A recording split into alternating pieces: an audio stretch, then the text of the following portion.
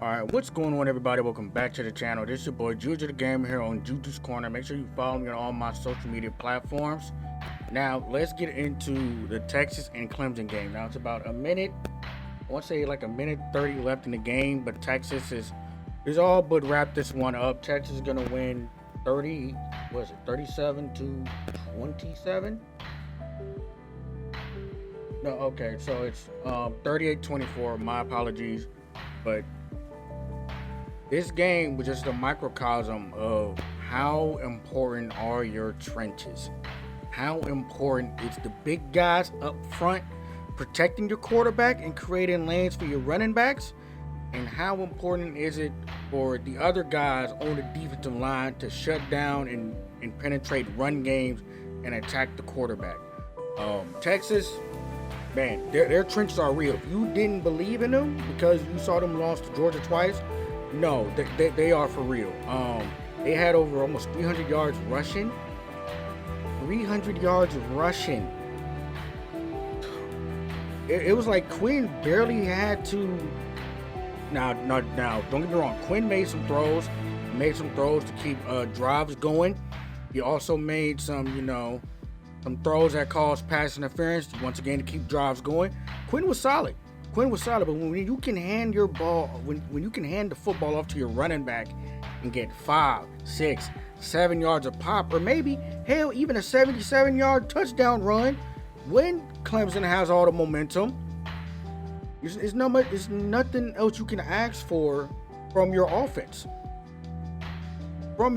Even when Sark's questionable play calling put the Texas defense in bad positions, Texas defense they had built up enough lead to where they could give up a couple scores and still win this game.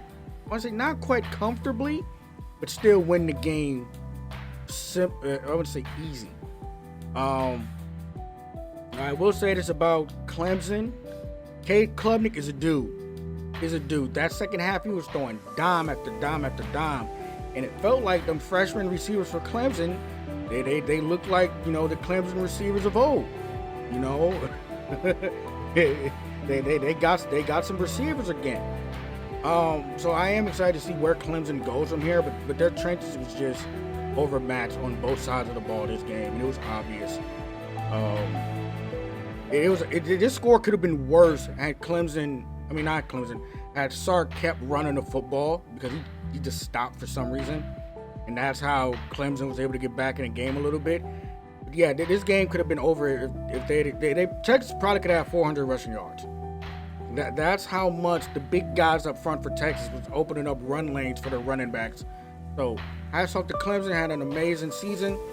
10-3, you won the ACC conference, and now you just build. You have a good quarterback who's going to presumably be there for the next 2 years. You got 2 stud receivers. Just continue to build, and DABO's actually using the portal now, so wild. That's wild. But yeah, I got nothing else to say. Hats off to Clemson on an amazing season. 10-3. You won the ACC conference. Hey, you're probably the favorite next season to win it again. So, yeah. Regarding did they just fumble? Oh, they got it back. Okay. Yeah. So what's next for Texas is, I believe, Arizona State and Cam Scatterboo, the new version of Mike Allstott. Hey, that's gonna be a game. That's gonna be a fun game to watch. Man, looking for what Texas did this game, I'm really wondering how Arizona State is gonna stop their run game. Now, I did see some weaknesses for Texas. Their corners been getting burnt in this game. They just got burnt on the plate right now.